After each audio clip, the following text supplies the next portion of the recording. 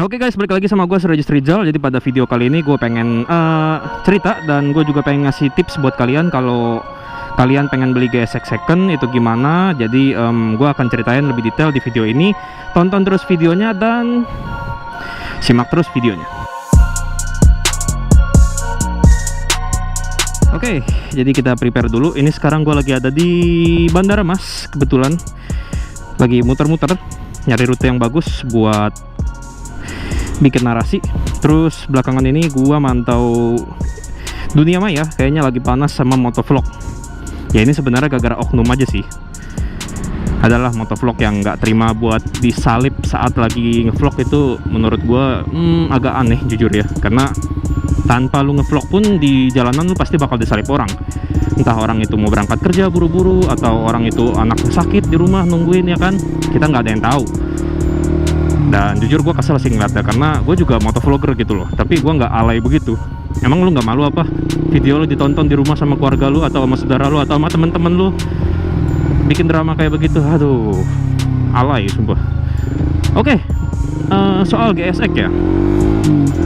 Jujur GSX ini gue beli second itu sekitar setahun yang lalu lah. Mungkin teman-teman kalau pengen nonton videonya, teman-teman bisa cek videonya di pojok kanan atas. Itu bener-bener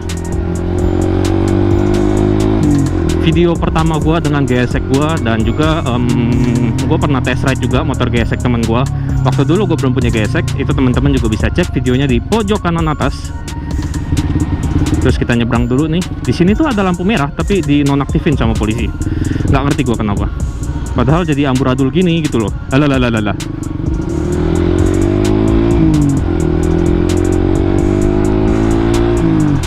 Ini untuk beli GSX R ataupun GSX S, dan ini juga berlaku buat GSX Bandit yang bentuknya kayak begini.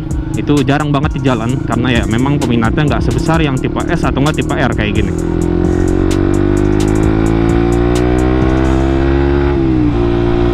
Di sini gue akan jabarin tips-tips buat beli GSX second, dan itu akan gue bagi ke dalam dua bagian, yang dimana bagian eksterior dan bagian performance. Bagian engine, handling, kaki-kaki, ya kurang lebih begitulah. Hal pertama yang kita lihat adalah bagian visualnya. Ya nggak salah sih. Jadi untuk beli motor second kita harus perhatiin kondisi dari bodinya. Akan kelihatan motor yang apa ya, kurang kerawat, motor yang jorok, makanya itu kelihatan dari bodi-bodinya. Memang GSX ini untuk yang gen paling pertamanya tahun 2017 kayak ini, itu tuh mungkin di pasaran memang ada yang bodinya udah agak menguning karena kejemur, karena apa, tapi ada juga yang jual dalam kondisi yang masih bagus. Jadi teman-teman kalau mau beli GSX, pastiin dulu itu bodi-bodi motornya tuh bagus gitu loh, kayak nggak banyak baret-baret, terus sambungan-sambungan bodinya rapet, baut-bautnya nggak hilang, dan yang paling penting adalah bodinya nggak pecah. Terus juga perhatiin bagian dudukan daripada bodi-bodi tersebut. Ini khusus banget buat GSX R, itu kan fairing kiri kanannya punya dudukan di sini, sama di samping. Dan perhatiin dudukannya, kalau misalnya antara bodi kiri dan bodi kanan itu fairingnya nggak sejajar, ya itu motor pernah jatuh berarti.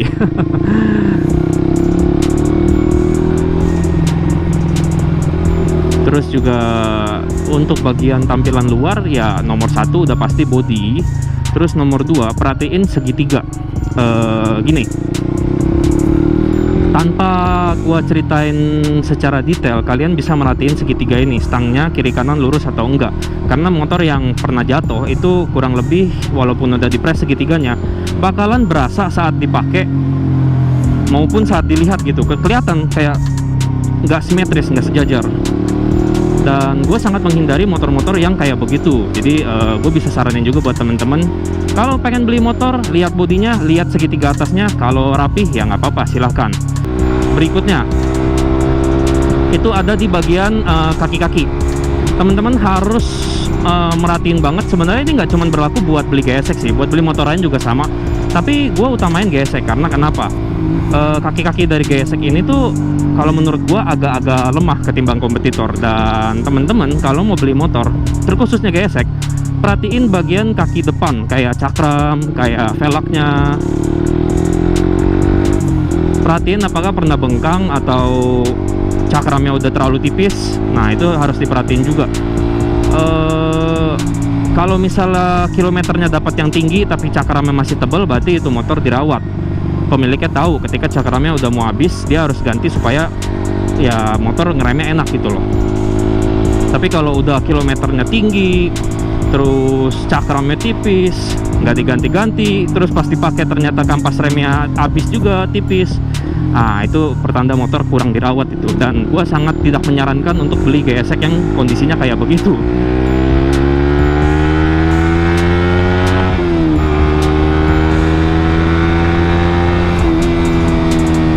Jadi ya bagian cakram itu penting, cakram depan, terus pelek depan lihat apakah ada yang bengkang atau enggak.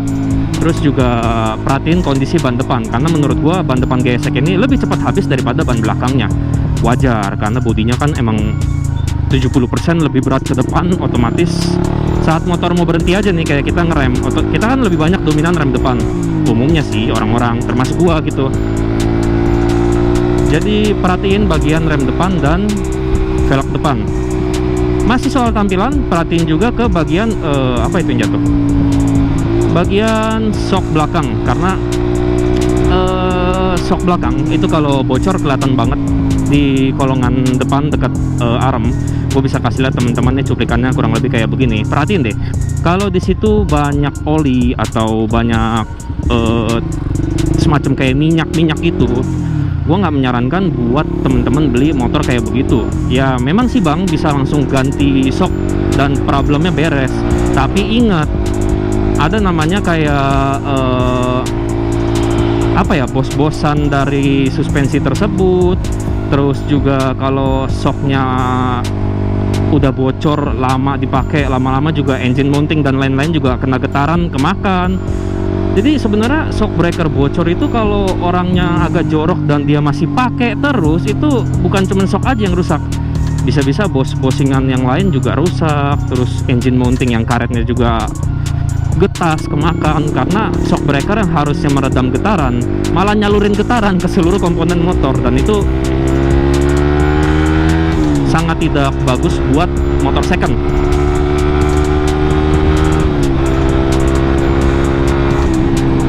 Gue juga pernah jelasin hal-hal kayak begini di video sebelumnya, dimana video tips merawat GSX. Mungkin teman-teman bisa cek videonya di pojok kanan atas. Dan apa yang gue bilang di dalam video itu sama apa yang gue jelasin di sini tuh sebenarnya agak mirip. Bedanya ini kalau case-nya kalian mau beli. Kalau di video sebelumnya kan yang dulu itu gue bikin tips merawat, berarti buat yang udah punya.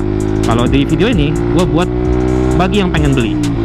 Terus bagian shock belakang, nah bagian roda belakang ini juga penting buat dilihat. Perhatiin gear set, rantai, sama sprocket depan. Jadi kalau motor GSX yang kalian beli odo apa ini namanya, tripnya belum tinggi-tinggi banget, sangat wajar kalau sprocket belakangnya itu masih tebal. Tapi kalau misalnya kalian beli motor dengan keadaan kilometernya udah tinggi banget, terus sprocket belakangnya juga tipis, udah kemakan, apalagi kalau sampai sprocketnya kayak kaku dan kering gitu, gue saranin kalian untuk nggak beli motor kayak begitu. Maksud gue kenapa? Rantai itu cuma perlu dilumasin setiap seminggu sekali, dan kalau orangnya jorok atau orangnya nggak ngerawat, masalah rantai yang paling gampang aja dia nggak ngurusin, apalagi masalah mesin. Mungkin olinya gantinya telat terus kali. Ya kalau misalnya gua jadi penjual nggak jujur, kalau ditanya kayak begitu, oh kita ganti oli sering kok, cuman emang rantai saya suka lupa aja. Orang bisa bikin alasan kayak begitu buat nipu kalian. Jadi kalian harus hati-hati. Lihat hal-hal yang kecil. Kalau hal-hal kecil aja nggak keurus, apalagi hal-hal yang penting kayak ganti oli, kampas kopling, waduh, bisa-bisa kalian dibohongin. Jadi penting banget buat lihat roda belakang, apakah roda belakang ini sehat atau enggak. Terus periksa juga bagian nut gear, itu yang dudukan gear belakang ke pelek, apakah goyang. Terus juga lihat velg belakang apakah ada speleng atau bengkang ya, karena gua nggak menganjurkan motor yang peleknya bengkang, udah pasti masuk lubang itu parah itu. Terus juga perhatiin underbone, pijakan kaki, karena kalau ada bekas bengkok atau kalian ngerasa nggak wajar, ya itu motor pernah jatuh. Jangan dibeli motor bekas jatuh, aduh, walaupun udah dibenerin rasanya tetap gak enak, seriusan. Wah, udah lama gua nggak lewat sini ya. Berarti tadi udah 5 bagian yang gua jabarin ya. Soal body, soal segitiga, terus soal roda depan, soal roda belakang, dan underbone. Itu udah 5 hal. Terus ini masih soal eksterior. Hal tambahan dari gua, ya ini sebenarnya nggak penting-penting banget, tapi perhatiin baut-bautnya deh. Kalau motor kilometernya rendah tapi baut-bautnya selek atau enggak, baut-bautnya yang ini kan baut L nih, kalau baut L-nya udah jadi bulat, itu motor sering dibongkar, atau motor itu pernah dibongkar dan bisa jadi itu motor bekas bor terus distandarin. Gua sangat menolak motor-motor kayak begitu. Memang sih populasi GSX nggak sebesar kayak populasi R15 atau CBR, tapi bukan berarti nggak ada orang yang make motor ini di bore up, dikorek-korek, bodinya dibongkar abis, terus dipasang lagi, balikin standar. Itu pasti ada orang yang kayak begitu dan motornya dijual ke pasaran. Dan buat gue sangat menolak motor yang udah pernah dikorek-korek atau pernah dibongkar-bongkar terus dijual dengan kondisi mirip standar, karena ya jujur deh, feelingnya nggak akan sama seperti motor yang masih gres, nggak diapa-apain gitu loh. Perhatiin itu bagian baut-baut, dan juga liatin deh kalau misalnya motornya bautnya ada yang beda lah, motornya bautnya ada yang kemakan atau gimana, ya kalian boleh pertanyakan ke orang yang jual tersebut. Lihat cara jawabnya kayak gimana. Kalau misalnya cara jawabnya nggak meyakinkan, ya bisa jadi orang tersebut ngibulin kalian.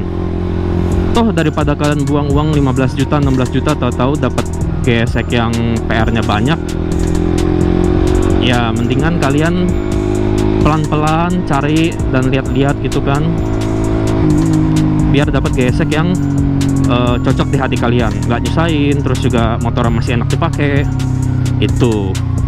Dan itu ngomongin soal eksterior, tampilan luar. Dan ini soal performance ya. Aduh,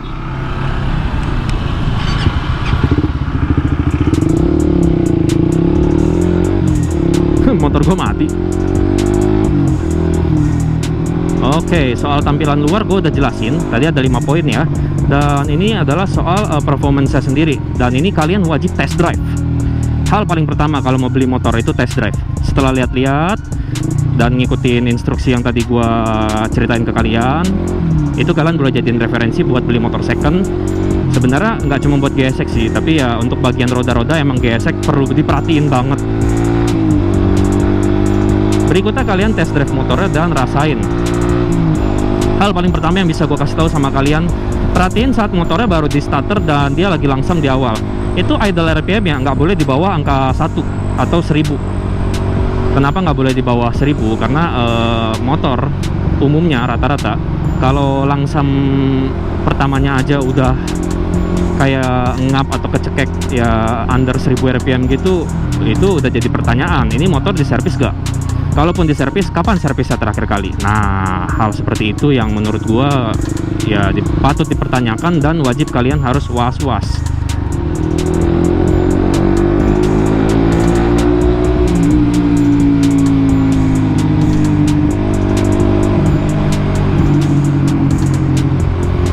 Terus udah lihat langsam motornya, kalau langsamnya stabil di angka 1 atau di angka 1 lewat tapi dia nggak nambah-nambah, itu oke.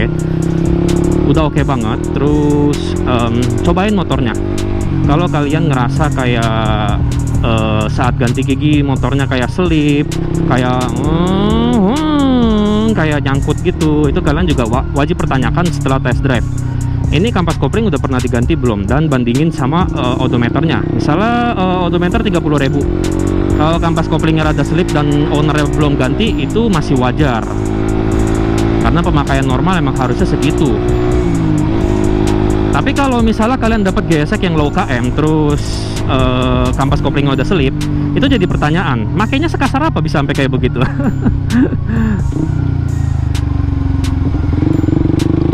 Terus soal perpindahan gigi kampas kopling itu kalian perlu periksa. Lalu soal tenaga, perhatiin deh, GSX ini normalnya tuh gigi satunya bisa sampai 50, gigi 2 nya bisa sampai 80, gigi 3 nya bisa sampai 110. Itu dengan kondisi gear set standar. Dan perhatiin saat RPM mengisi, apakah saat kalian tarik gas itu motornya kesendat kah, di RPM berapa, ada kayak susah naik kah, atau dari 3 gear tersebut masing-masing nggak mencapai angka tersebut, itu kalian harus pertanyakan juga ke orangnya.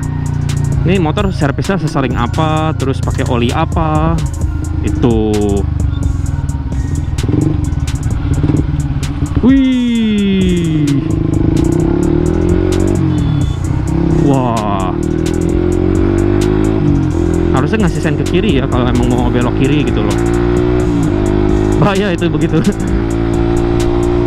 Jadi udah 3 hal tadi yang gue jelasin ya, soal langsa motor, soal perpindahan giginya halus atau enggak, terus juga tanya juga soal perawatannya gimana ke orangnya. Karena gua rasa tanpa gua ajarin kalian untuk melihat cara orang bohong atau enggak, kalian udah tahu lah orang yang kalau jualan ngibul-ngibul tuh kayak gimana. Terus juga rasain performa motornya, itu yang poin nomor 3. Karena di saat kalian test drive motor yang kalian akan beli, kalian akan tahu apakah motor ini sehat atau enggak dari tarikannya. Terus yang keempat, saat test drive motor, kalian buka tangki ini, periksa, ambil senter, lihat bensinnya. Motor-motor kayak begini, walaupun cuma 150 cc, paling enggak tuh harusnya pakai Pertamax, jangan pakai Pertalite. Karena selain pembakarannya nggak bagus, ya jorok juga gak sih? Jadi ya untuk pemilihan bensin aja, kalau dirasa ownernya yang sebelumnya pakai bensin yang murah, itu wah, gue sih anti banget sama motor yang kayak begitu.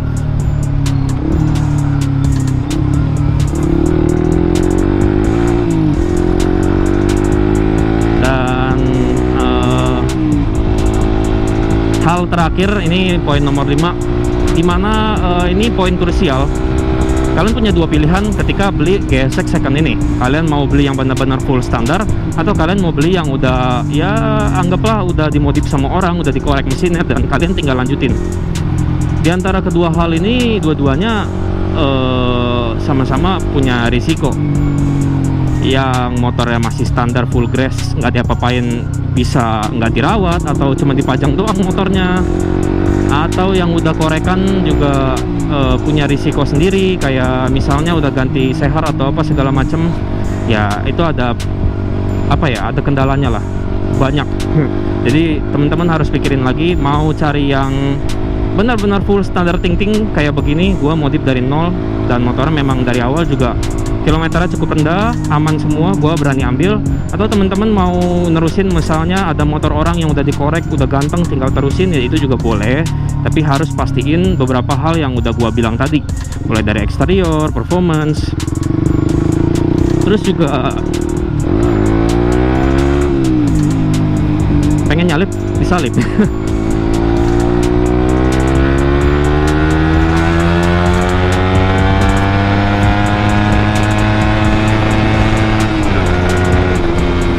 Harusnya 110 gigi 3 kalau GSX normal ya. Kalau naik ke 110 aja udah lemot, ya itu mesinnya harus ditanya itu.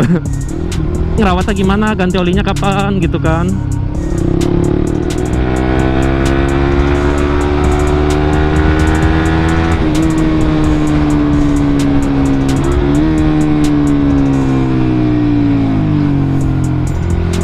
Wah, enak banget sini sumpah.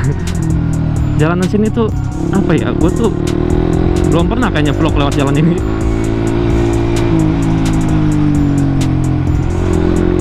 Terus juga pasaran buat GSX itu harganya kurang lebih untuk tahun 2017 itu 13 juta harusnya udah dapat, 13 sampai 15. Terus untuk tahun 2018 itu 14 sampai 16. Untuk tahun 2019-2020 harganya mirip-mirip, secondnya itu bisa 17 sampai 20 juta tergantung kilometer sama kondisi. Dan gue juga pernah nemuin GSX yang second itu tipe ABS, itu emang bagus sih. Tapi buat temen-temen yang kepikiran buat ngorek motor GSX ABS itu ya agak sulit sih, karena modul ABS nya itu gue nggak tahu terpisah atau nyatu sama ECU bawaan. Tapi ya intinya kurang praktikal lah kalau buat di bore up, buat dimodif-modif. Jadi beli yang standar aja, nggak perlu yang ABS. Toh juga motor 150 cc bakal sekencang apa sih? Itu loh. Jadi menurut gua ABS di motor kecil tuh kayak nggak terlalu penting-penting banget sih. Perhatiin harga pasaran. Kalau misalnya tahun 2017 second kilometer tinggi, dijual 25 juta. Oh, skip, jangan diambil. Masih banyak orang yang jual harganya lebih murah daripada itu. Dan juga kalau bisa saat kalian pengen beli motor, ini berlaku buat motor apa aja sih, bawa temen atau bawa mekanik yang udah berpengalaman. Itu yang paling penting. Kalau kalian paham motor, ya syukur kalian bisa nyari GSX second ini. Ya hampir di mana-mana kondisinya sih masih lumayan lah ya, masih lumayan oke. Soalnya Suzuki juga kualitas engine-nya juga nggak jelek-jelek amat gitu loh. Bahkan bisa dibilang yang terbaik di kelasnya. Jadi ya soal engine jarang ada masalah gue temuin. Paling ya bekas jatuh, terus bodyworknya bodyworknya berantakan, kaki-kakinya nggak keurus. Itu sering banget GSX secondnya tuh di pasaran, banyak yang kayak gitu.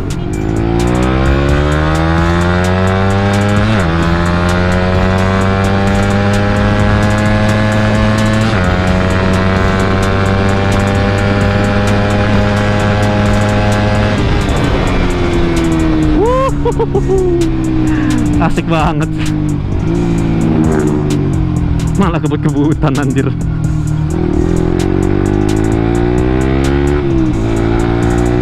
Jadi ya kurang lebih tips dari gua ya segitu aja. Ingat, kalian harus perhatiin hal tersebut, kayak kondisi luarnya, kondisi mesinnya, dan yang paling penting tempat belinya.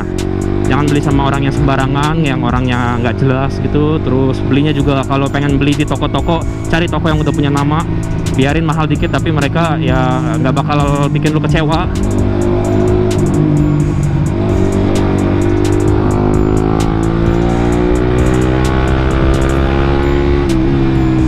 Jadi sekian cerita dari gua. Semoga tips ini bisa ngasih referensi buat teman-teman beli GSX bekas.